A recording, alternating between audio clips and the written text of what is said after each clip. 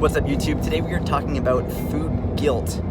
If you're feeling guilty after eating a treat or a dessert or a food that is traditionally labeled as unclean or unhealthy or not good for you, whatever it is. Just actually landed after a long flight. It's almost 1 in the morning, and today is day 17 of my 30-day challenge here on YouTube. If you have any questions, tweet them at me at SYATT Fitness, and I'm going to try and answer as many as I can before the 30 days are up. I just got a really good question. I'm very excited about it because it's something that a lot of people deal with and very few are comfortable enough to open up about. And this is actually food guilt, food anxiety. A lot of this stuff is, a lot of times if you have it, you think that you're the only one, and you look at other people and how they're eating. You're like, how are they eating these foods and not nervous, or how are they not anxious, or how they're not even tracking their calories, like, and you just wonder, like, how can they not be nervous or anxious about it? And what I want to let you know is you never know what's going on in somebody's head. I think it's one of the most insightful things I've taken from coaching a lot of people is even the people who look like they're very fit and very healthy and have everything under control. A lot of the times they're the most insecure and they're the most anxious, but they do a good job of hiding it. So in the same way, you probably hide it a lot of times. So what I want to say is it's not, an important distinction to make is it's not normal, because I don't want to normalize that thought process. You can overcome it and you can change it, but it is very common. And sometimes just knowing that so many people go through it is enough to make you feel better about yourself, to be like, okay, I'm not like abnormal. I'm not going to be like this for the rest of my life. That's one of the scariest feelings in general, is feeling like, am I going to be nervous about food for the rest of my life? I'm going to feel bad about having a treat for the rest of my life.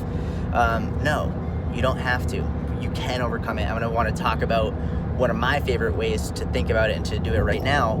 Basically, got a really good question. Forget the name.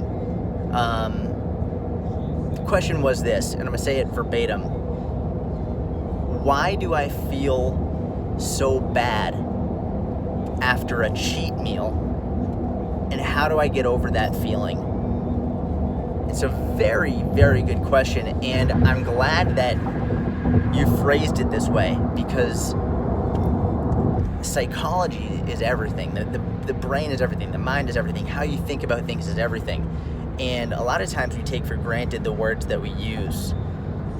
Just by calling it a cheat meal implies you're doing something wrong. And this is my biggest gripe with cheat meals, is it's not the act of eating something that might not be within your scheduled programming, within your normal diet, but it is, I do have an issue with calling it a cheat meal, because just that terminology puts in your head, this is something I shouldn't be doing. And understanding that and really internalizing that there's no such thing as a cheat meal, cheat food, bad food, all that stuff. It's funny, a lot of people in the comments, they'll say, like, what do you mean there's no such thing as a bad food? Are you stupid? Of course there's such a big thing as a bad food. Why? Why is there such a thing as a bad food? And it's funny because a lot of those people will be the ones who will, like, go have a bunch of beer, like they'll get wasted on the weekend or whatever. It's like, listen, nothing is bad in moderation.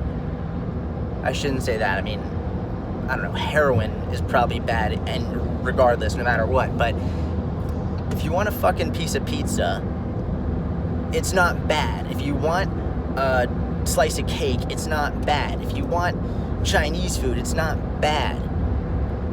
It's not, like, unhealthy for you, definitively. Because here's the best way to think about this, is your health is far more than just your nutrition. It's far more than just one meal.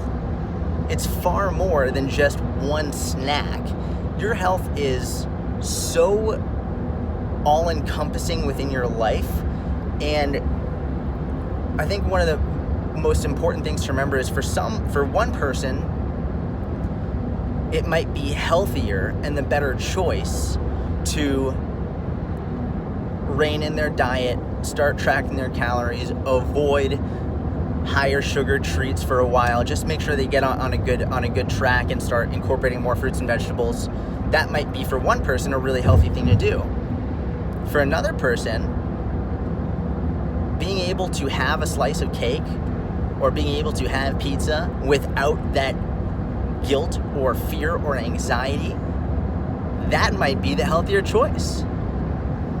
And it's not because that's like the healthier choice physiologically for their body, but you shouldn't be feeling nervous and anxious and worried and scared about having a fucking slice of pizza or having a treat now and then. So point being, health is far more than just only what you're putting in your mouth. It's also how you think about things, how you think about yourself, how you view the world around you. It's also exercise and physical activity. It's also sleep.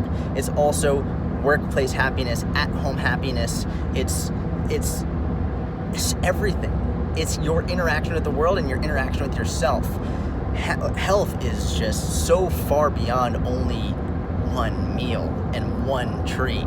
So, and this got a little off track, but I do want you to remember this point of, for one person, healthy might be reining their diet in, having more whole foods and more fruits and vegetables and lean proteins. And for another person, what might be more healthy is being able to eat a piece of pizza, slice of cake without anxiety or fear. You have to remember that. A lot of people get so hyper-focused on one meal as like the end-all be-all of health, and it's just not how things work.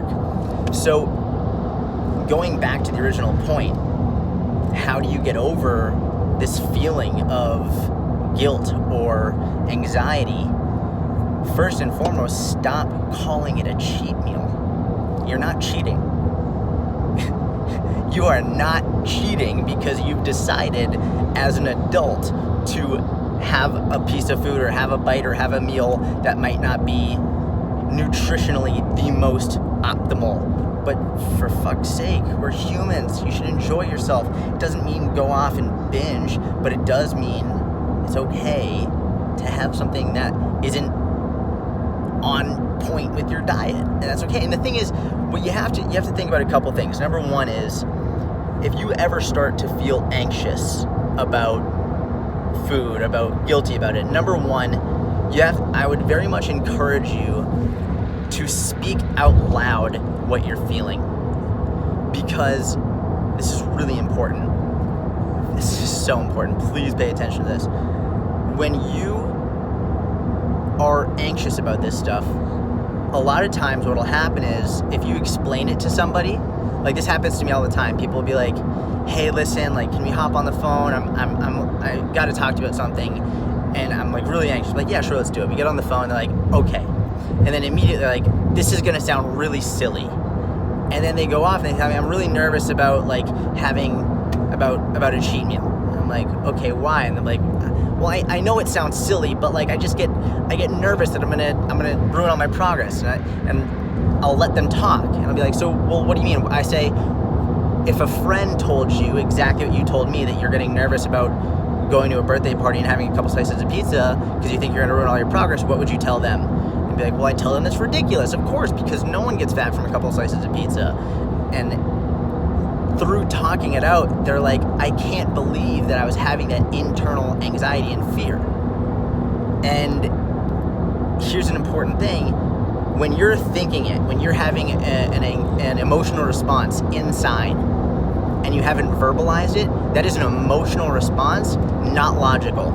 Once you verbalize it, it becomes more logical, and you can start to see, okay, maybe I'm being a little silly right now. Let's take a step backwards and rethink this whole thing. So first and foremost, if you're ever getting anxious, pull yourself away from the situation. If there are other people there, like, go to the bathroom, whatever, or just talk to yourself right there. I would just talk to myself right there. But like, talk to yourself. Literally have a conversation and explain why you are anxious. Explain it to yourself. All right, I'm feeling anxious. Why? Well, I'm feeling anxious because there's pizza here and I want the pizza and I don't want to ruin all my progress, but that sounds fucking ridiculous because, of course, I'm not going to ruin my progress. I've been great all week. I'm going to get right back on track when I'm done. That's it, right? So that's number one. Or number one is stop calling it a cheat meal. Just, if you want to have that food, have that food. Number two is verbally speak to yourself what's going on. Talk to yourself about it. And number 3, really remember, above all else, no one got skinny from having one salad. No one got shredded from a week of perfect dieting, a week of perfect training. No one completely got a great physique or saw any dramatic progress in a day or a week, even if it was all perfect, right? In the same way, no one got fat from one meal. No one lost all their progress from one meal or 2 meals or a week.